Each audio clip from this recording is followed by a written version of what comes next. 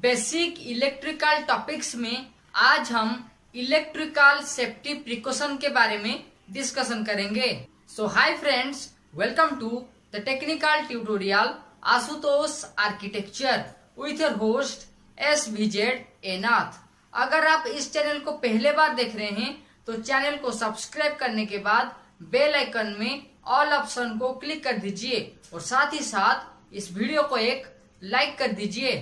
Electrical safety precaution में 7 तरह का सेफ्टी प्रिकॉशन होता है, जिनका नाम है general safety, workshop safety, overhead line safety, ladder safety, fire safety, blown fuse safety and battery charging room safety. तो ये जो 7 तरह का सेफ्टी प्रिकॉशन है उसके बारे में आज हम डिस्कशन करेंगे। पहले जानते हैं जनरल सेफ्टी क्या है। जो सेफ्टी प्रिकॉशन को जनरली हर काम में इस्तेमाल करना चाहिए उसे जनरल सेफ्टी कहा जाता है। और जनरल सेफ्टी में सबसे पहले always be careful and smart, मतलब इलेक्ट्रिकल काम करने के लिए हमेशा स्मार्ट रहना चाहिए, साथ ही साथ केयरफुल रहना चाहिए। सेकेंड पॉइंट में नेवर वियर लूज क्लॉथेस, मतलब आप जो शर्ट पहनते हैं वो लूज नहीं होना चाहिए। शर्ट को हमेशा इन पोजीशन में रखना है। अगर इलेक्ट्रिकल से जुड़े कोई काम कर रहे हैं तो आपको रबर ग्लोव्स का इस्तेमाल करना चाहिए। इलेक्ट्रिकल काम करते समय रबर शू का इस्तेमाल कीजिए। जहाँ पे रबर शू अलाउ नहीं होता है वहाँ पे रबर मैट का इस्तेमाल कर सकते हैं। और कोई भी इलेक्ट्रिकल इंस्टॉलेशन को टेम्पर नहीं करना है। इलेक्ट्रिकल वर्क में बहुत सारा इलेक्ट्रिकल इंस्टॉलेशन होते हैं। अगर आपका कोई जरूरत नहीं है तो उसी इलेक्ट्रिकल इंस्टॉलेशन को टेम्पर मत कीजिए। इलेक्ट्रिकल सेफ्टी प्रिकॉशन में अब बात करते हैं वर्कशॉप सेफ्टी के बारे में। वर्कशॉप एक इलेक्ट्रिकल लैबोरेटरी हो सकता है या फिर वर्कशॉप जहाँ पे आप काम करते हैं वो भी हो सकता है। तो वर्कशॉप में क्या क्या सेफ्टी प्रिकॉशन लेना चाहिए। वर्कशॉप में टेम्पररी वर्क भी होता है, साथ ही साथ परमानेंट इलेक्ट्रिकल वर्क भी किया जाता है। टेम्पररी इलेक्ट्रिकल वर्क में जो फेज वायर होता है उसे स्विच के साथ कनेक्शन करना चाहिए। अगर कोई इलेक्ट्रिकल इंस्टॉलेशन को पहला प्लेस से दूसरा प्लेस तक शिफ्ट करना चाहते हैं तो सबसे पहले इलेक्ट्रिकल अप्लायंस जहाँ पे इलेक्ट्रिकली कनेक्टेड हुआ होगा वहां से उसे रिमूव कर दीजिए। उसके बाद इलेक्ट्रिकल अप्लायंस को पहला प्लेस से दूसरा प्लेस तक शिफ्ट कर दीजिए। इलेक्ट्रिकल वर्कशॉप में कभी भी स्मोक का इस्तेमाल मत कीजिए। साथ ही साथ इलेक्ट्रिकल कार्य करते समय कोई भी फॉरेन मटेरियल जैसे च्युइंगम या फिर कोई पुड़िया उसे सेवन मत कीजिए। इलेक्ट्रिकल वर्कशॉप में ऑयल गिरने का चांस होता है या फिर जो वर्कशॉप का फ्लोर है वो स्लिपी होने का चांस रहता है। इसीलिए आप कोशिश कीजिए इलेक्ट्रिकल वर्कशॉप का जो फ्लोर है उसे साफ सफाई से रखने के लिए। इलेक्ट्रिकल वर्कशॉप में वेल लाइटेड और वेल वेंटिलेटेड होना चाहिए। वेल लाइटेड का मतलब है लाइट हमेशा रहना चाहिए, चाहे वो दिन के समय हो या फिर रात के समय। और साथ ही साथ इलेक्ट्रिकल वर्कशॉप को वेंटिलेटेड रहना चाहिए, मतलब इलेक्ट्रिकल वर्कशॉप में हवा का जाना आना होना चाहिए। इलेक्ट्रिकल सेफ्टी प्रिकॉशन में अब ओवरहेड लाइन के समय क्या सेफ्टी प्रिकॉशन लेना चाहिए उसके बारे में जानते हैं। ओवरहेड लाइन में काम करते समय सबसे पहले सेफ्टी बेल्ट का इस्तेमाल करना चाहिए। साथ ही साथ ओवरहेड लाइन में काम करते समय इंसुलेटेड टूल्स का इस्तेमाल करना चाहिए, चाहे वो प्लायर्स हो या फिर टेस्टर हो या फिर स्क्रू ड्राइवर हो, वो सब इंसुलेटेड होना चाहिए। अगर ओवरहेड लाइन में लाइव वर्क करना पड़ रहा है तो आप रबर ग्लोव्स का इस्तेमाल कीजिए। ओवरहेड लाइन में किसी भी प्रकार का इलेक्ट्रिकल काम करते समय सबसे पहले उस लाइन से जुड़े मेन स्विच को ऑफ कर दीजिए और वहां पे एक रेड कलर का बोर्ड टांग दीजिए जहां पे लिखा होगा मेन 8 वर्क। अगर ओवरहेड लाइन का मेन स्विच बहुत दूर में है तो वहां पे एक पर्सन या फिर एक आदमी को अपॉइंट कीजिए ताकि ये सिक्योर हो सके कि उस लाइन को कोई भी टैंपर नहीं करेगा। इलेक्ट्रिकल सेफ्टी प्रिकॉशन में अब लैडर सेफ्टी के बारे में डिस्कशन करते हैं, क्योंकि कोई भी ओवरहेड काम करने के लिए या फिर कोई भी इलेक्ट्रिकल काम करने के लिए लैडर का इस्तेमाल किया जाता है। इलेक्ट्रिकल काम करने के लिए जो लैडर का इस्तेमाल करेंगे वो प्रॉपर हाइट का होना चाहिए। मतलब जो इलेक्ट्रिकल इंस्टॉलेशन में आप करेंगे उसे आप प्रॉपरली देखने के बाद काम कर सके, उसी तरह से लैडर का हाइट होना चाहिए। जिस लैडर में खड़े होके आपको काम करना है उस लैडर को प्रॉपरली हेल्ड करने के लिए एक या फिर 2 पर्सन को लैडर के पास अपॉइंट करना है ताकि वो लैडर को टाइटली पकड़ सके और आप इलेक्ट्रिकल काम इजीली कर सके।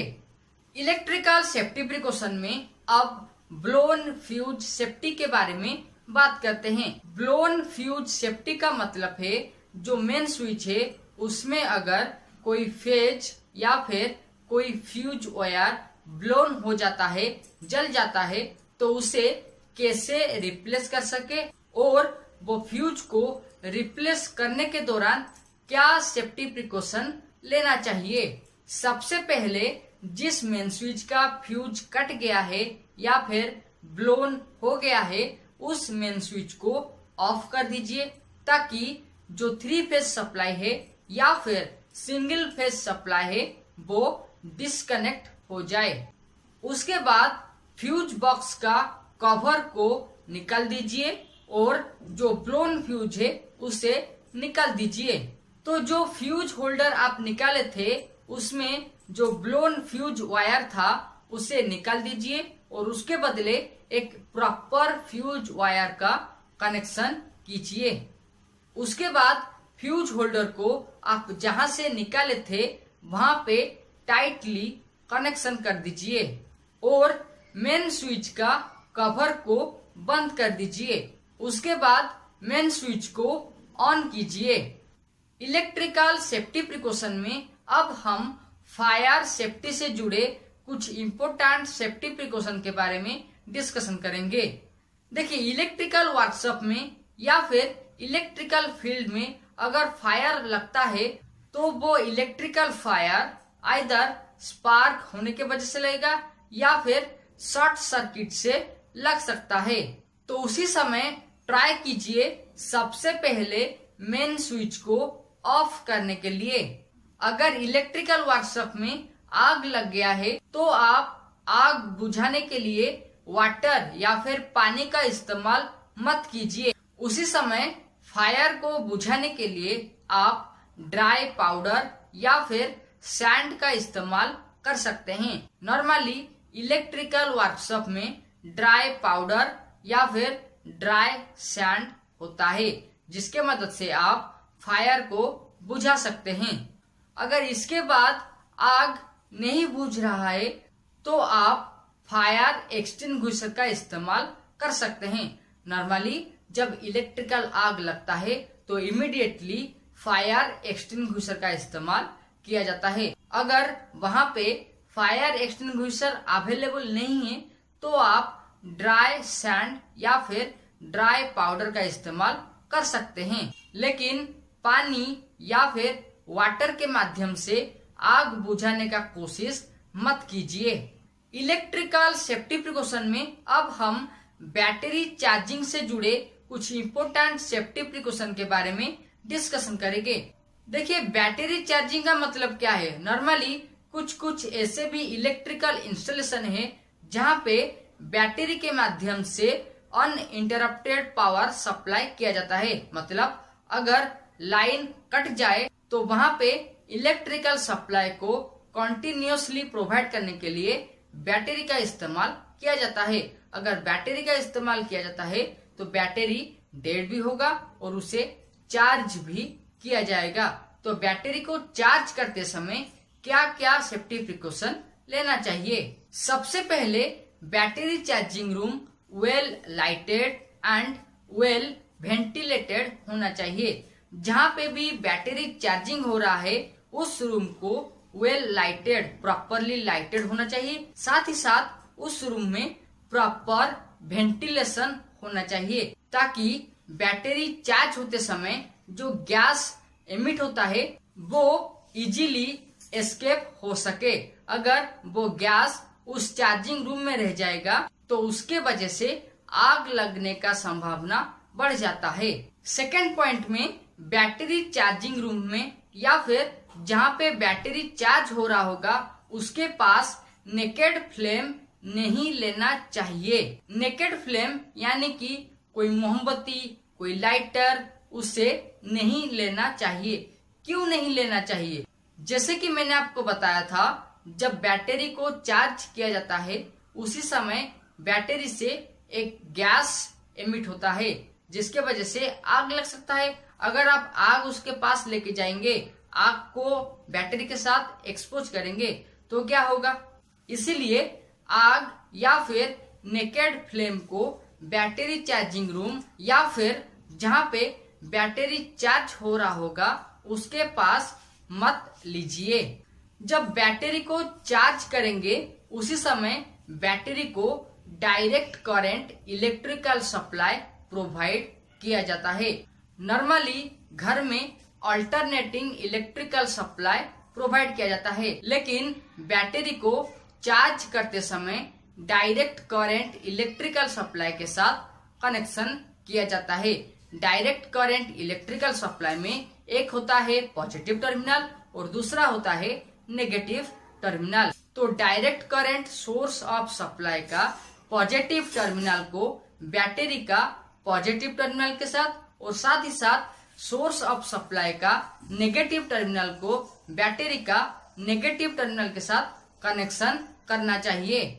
जब बैटरी का इलेक्ट्रोलाइट को चेंज कर रहे होंगे या फिर इलेक्ट्रोलाइट को प्रिपेयर कर रहे होंगे उसी समय एसिड को वाटर में थोड़ा थोड़ा करके मिलाना चाहिए। मतलब वाटर पहले से होगा और उसमें थोड़ा थोड़ा एसिड को मिलाते रहना चाहिए, लेकिन कभी भी एसिड के साथ वाटर नहीं मिलाना चाहिए। मतलब एसिड होगा और उसके ऊपर आप वाटर को मिला रहे होंगे, ऐसे नहीं करना चाहिए। तो इलेक्ट्रोलाइट को प्रिपेयर करते समय एसिड को वाटर में मिलाना चाहिए और इसी प्रकार से बैटरी में जो इलेक्ट्रोलाइट है उसे प्रिपेयर किया जाता है। तो बेसिक इलेक्ट्रिकल टॉपिक्स में आज हम इलेक्ट्रिकल सेफ्टी प्रिकॉशन से जुड़े कुछ इम्पोर्टेंट सेफ्टी प्रिकॉशन के बारे में डिस्कशन किए और साथ ही साथ डिफरेंट इलेक्ट्रिकल काम के लिए क्या क्या सेफ्टी प्रिकॉशन लेना चाहिए उसके बारे में जाने। For more video you can click on I cards and also watch these videos. Till then, subscribe, like and share Ashutosh Architecture and click the all option of the bell icon for knowledgeable video. Thank you.